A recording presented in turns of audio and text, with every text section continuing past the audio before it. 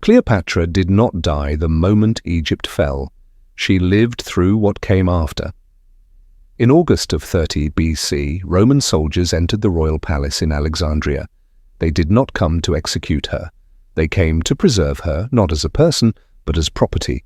Doors were sealed, guards were stationed at every threshold, messengers were screened, objects were catalogued and removed. The war had ended. Her captivity was beginning.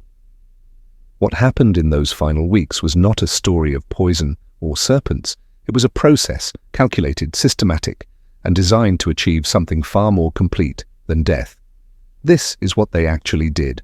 When Octavian's forces entered Alexandria on August 1st, 30 BC, the city surrendered without siege. No walls were breached, no fires were set. The transition was administrative.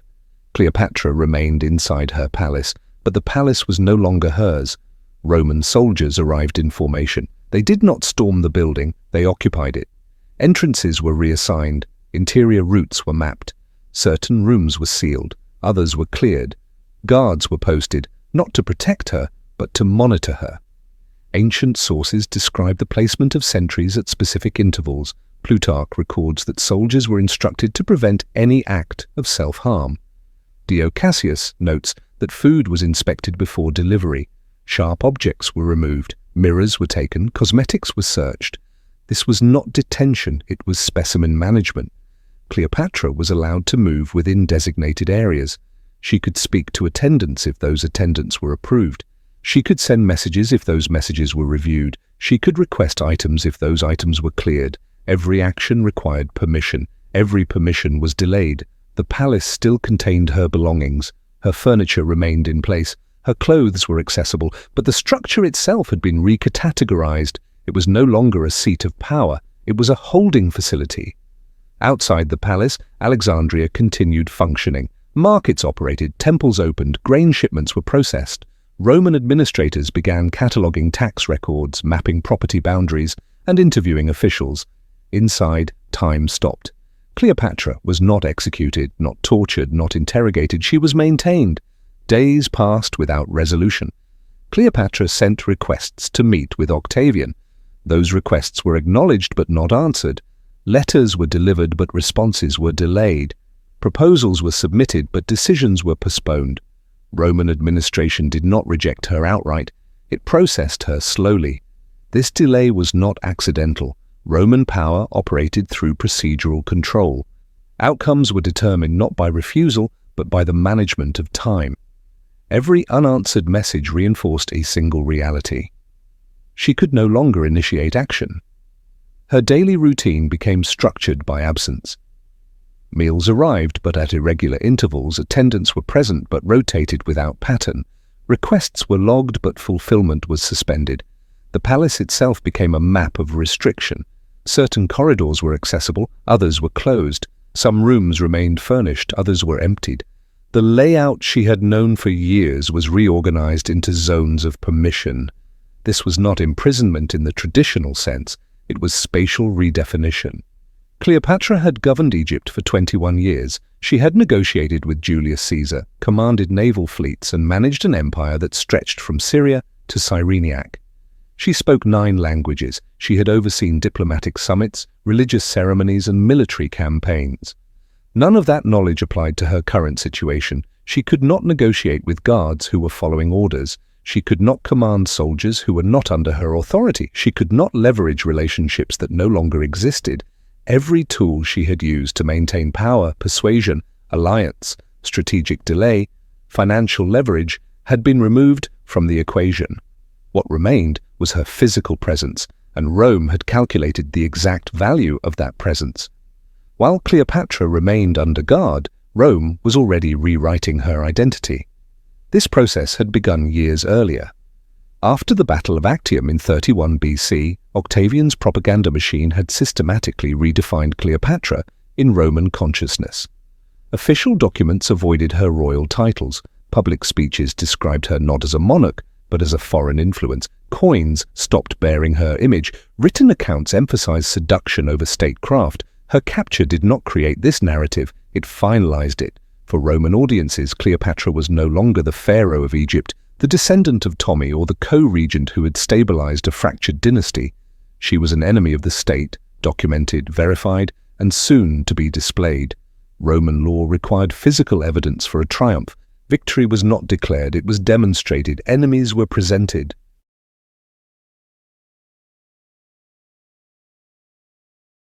In sequence, first their weapons, then their treasures, then their leaders.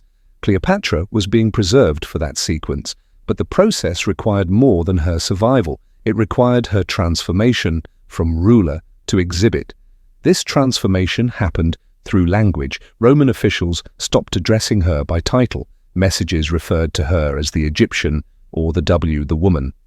Diplomatic protocols that had once governed interactions with foreign monarchs were replaced with instructions for handling captives. Her authority was not stripped, it was reclassified.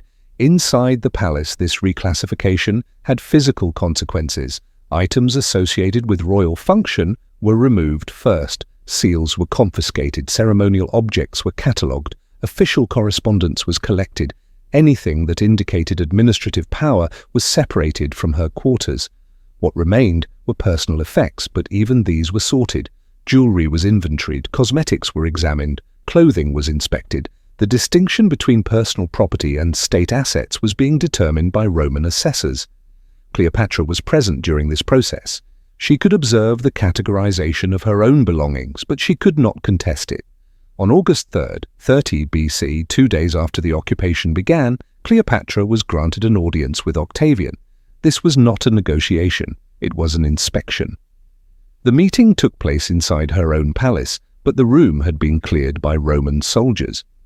Guards stood at every entrance. The furniture had been rearranged. The space she had controlled for 2 decades was now configured for Roman purposes. Octavian entered with scribes, not advisors, scribes. The meeting was being documented.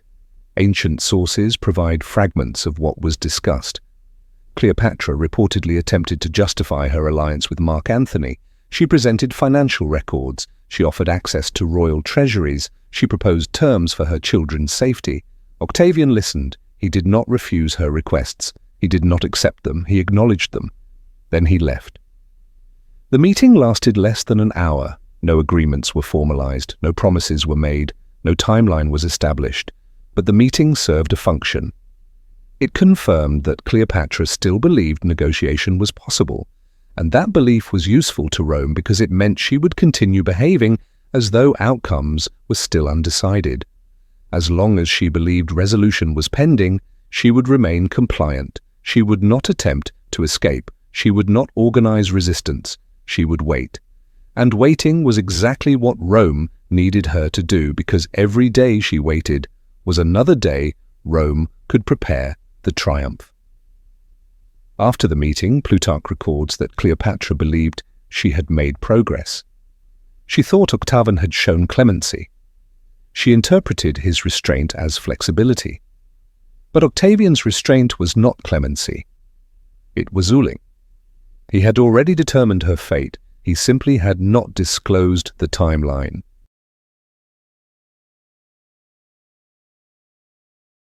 Cleopatra's position had never rested solely on her own authority. It rested on succession.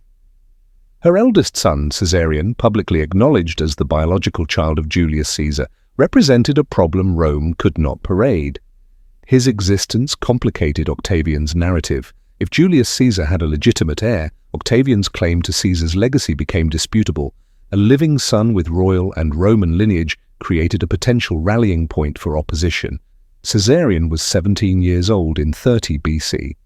He was sent away from Alexandria before the city fell, evacuated south toward the Red Sea with instructions to reach India if necessary, but he was recalled. Sources conflict on whether he returned voluntarily or was intercepted. What is certain, he was executed shortly after.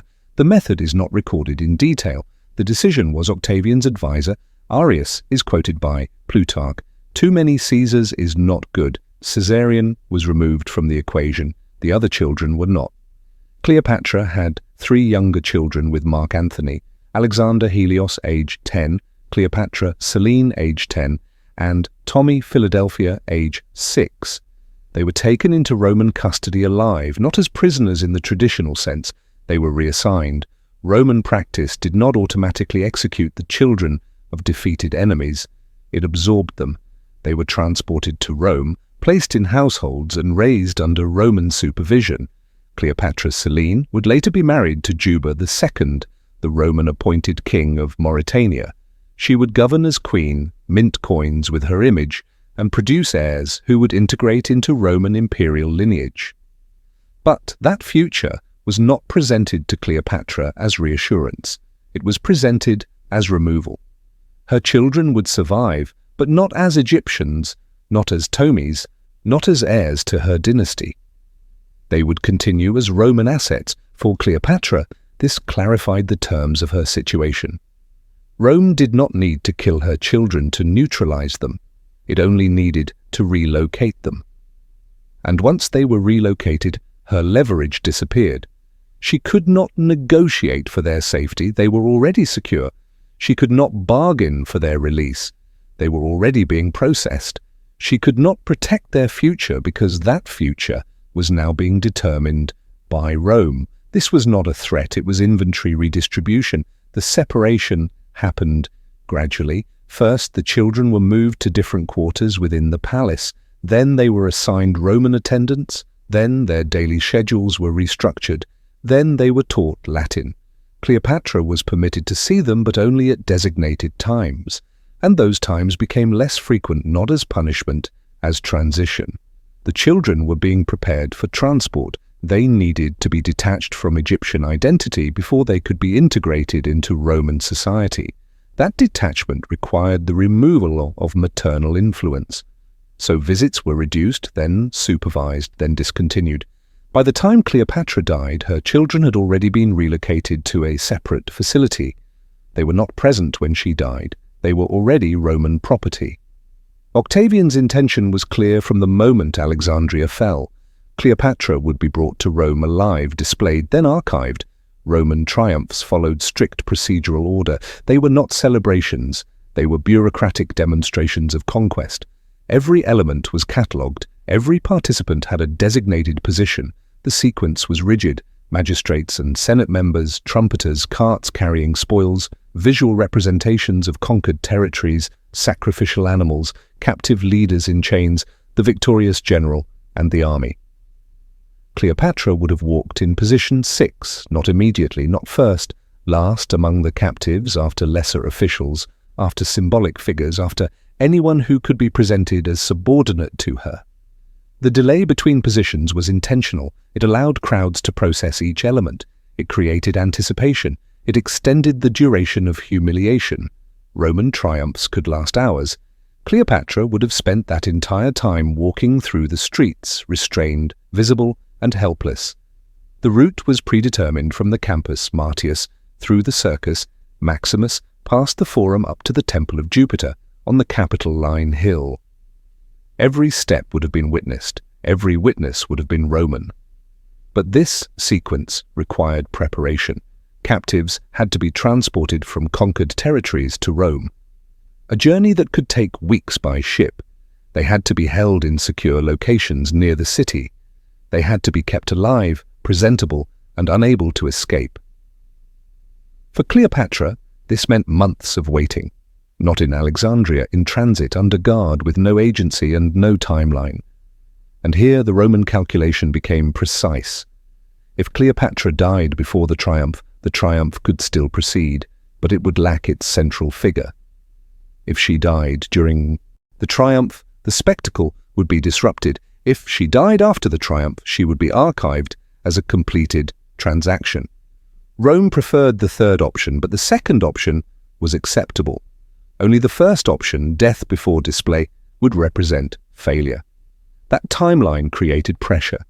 Every day Cleopatra remained alive and uncaptured, extended the risk that she would find a way to exit the process on her own terms.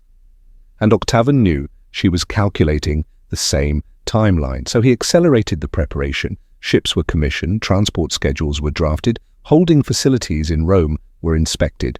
The triumph was tentatively scheduled for the following year, but Cleopatra was not informed of these preparations. She was kept in procedural uncertainty because uncertainty prevented planning, and without planning she could not organize resistance. She could only react, and by the time she understood what was happening, the opportunity to act would have already passed. That was the design. On August 10th, 30 BC, approximately 10 days after the fall of Alexandria, Cleopatra died. The method remains debated. Ancient sources provide conflicting accounts. Plutarch describes an aspi hidden in a basket of figs. Dioasius suggests poison. Strabo notes that no snake was found. Some historians propose a hollow hairpin. Others suggest assistance from guards. The mechanism is uncertain, the context is not. Cleopatra died before she could be transported to Rome, and Rome's response to that death reveals what her captivity had actually been designed to achieve. When informed of her death, Octavian did not change the triumph schedule. He adjusted the presentation. On August 13th, 29 BC, nearly 1 year after Cleopatra's death, Octavian celebrated his triple triumph in Rome. The first triumph honored his victories in Irem. The second honored Actium. The third honored the conquest of Egypt. For the Egyptian triumph, Cleopatra appeared not in person as an image.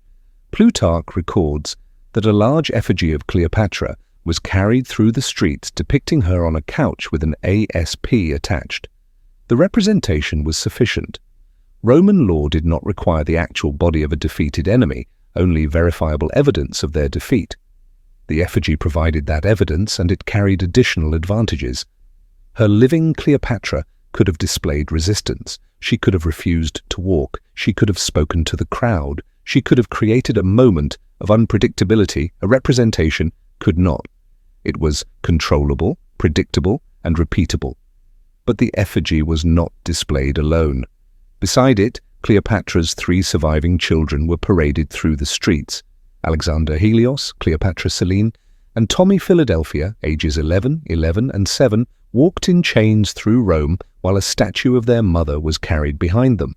They were not harmed, they were evidence that Egypt was not merely conquered, it was absorbed, and this absorption did not require Cleopatra's cooperation, it only required her absence. The crowds who witnessed the triumph saw a carefully constructed narrative. The effigy showed Cleopatra in death, defeated, dramatic, contained. The children showed Egypt's future, Roman, manageable, integrated. Together they communicated a single message. The TMIC dynasty was over, not destroyed, concluded. After the triumph, the children were reassigned. They were placed in the household of Octavia, Octavian's sister, and Mark Anoni's former wife. They were raised in Rome. They were educated in Latin. They were integrated into Roman social structures. Cleopatra Selene was later married to Juba II, a client king educated in Rome and installed as ruler of Mauritania. She became queen, minted coins, commissioned buildings, and governed a kingdom. But she did not govern Egypt. She did not restore the TMIC dynasty. She did not reclaim her mother's throne. Her survival was real. Her inheritance was not. The 2 sons, Alexander Helios and Tommy Philadelphia, disappear from historical records after childhood. No dates of death are recorded. No marriages are mentioned. No positions are noted. They were absorbed into Roman society and erased from royal lineage. This was the final consequence of Cleopatra's captivity, not her death, the redirection of her legacy. Rome did not need to erase Cleopatra from history. It needed to control which version of her survived, and it did. For 2,000 years, the dominant image of Cleopatra was not the multilingual diplomat who stabilized a collapsing dynasty. It was not the administrator who managed famine relief and economic reform. It was not the naval commander who deployed 60 ships at Acti. It was the seductress, the foreign threat, the tragic lover, the woman on the couch with the asp. That version was constructed in Rome, displayed in Rome, and transmitted through Roman sources. And Cleopatra was not present to contest it. Even her death became part of the narrative Rome wanted to tell. The ASP, the symbol of Egyptian royalty, was repurposed as the instrument of her destruction. The pharaoh of Egypt was killed by her own symbol. That story was too perfect to be accidental. It was designed, and whether or not it was true became irrelevant because the story served Rome's purposes better than the truth. It showed Cleopatra as theatrical, irrational, and self-destructive. It positioned her death as an admission of defeat. It transformed a calculated exit into a romantic gesture, and that transformation lasted. Shakespeare immortalized the ASP, Hollywood visualized it, popular culture repeated it. The version of Cleopatra that Rome created in 29 BC is the version that still dominates public consciousness, not because it was accurate, because it was controlled. Cleopatra's final weeks were not defined by drama. They were defined by process. Surveillance without interrogation, detention without charge, delay without resolution, time without agency. Roman soldiers did not torture her. They did not humiliate her publicly. They did not force confessions. They simply removed her ability to determine outcomes. And once that ability was removed, her physical presence became optional. She could die and the triumph would proceed. She could live and the triumph would proceed. The outcome was identical. That realization was the mechanism, not the poison, not the snake. The understanding that survival and erasure could coexist. Cleopatra governed Egypt for 21 years. She outlasted sibling rivals, Roman civil wars, and political realignments. She negotiated with Julius Caesar, commanded Mark Annoni's fleet, and stabilized an empire that was fracturing at every border. But in her final days, she could not negotiate, command, or stabilize anything. She could only wait, and Rome had calculated exactly how long that waiting would last. Her children survived, her dynasty did not, her image endured, her authority did not. She was preserved in history, but only in the version Rome chose to archive. That version was displayed in a triumph she never attended. It was recorded in sources she could not correct. It was transmitted through centuries she could not influence. The woman who spoke 9 languages had no voice in how she was remembered. The ruler who commanded fleets was reduced to a representation on a cart. The strategist who negotiated with Caesar was rewritten as a seductress, and all of this happened not through violence but through substitution. Rome did not destroy Cleopatra. It replaced her with an image it could control, a narrative it could repeat, a legacy it could archive. That is what Roman soldiers did to Cleopatra. Not execution, substitution. History does not always destroy its enemies with violence. Sometimes it files them away.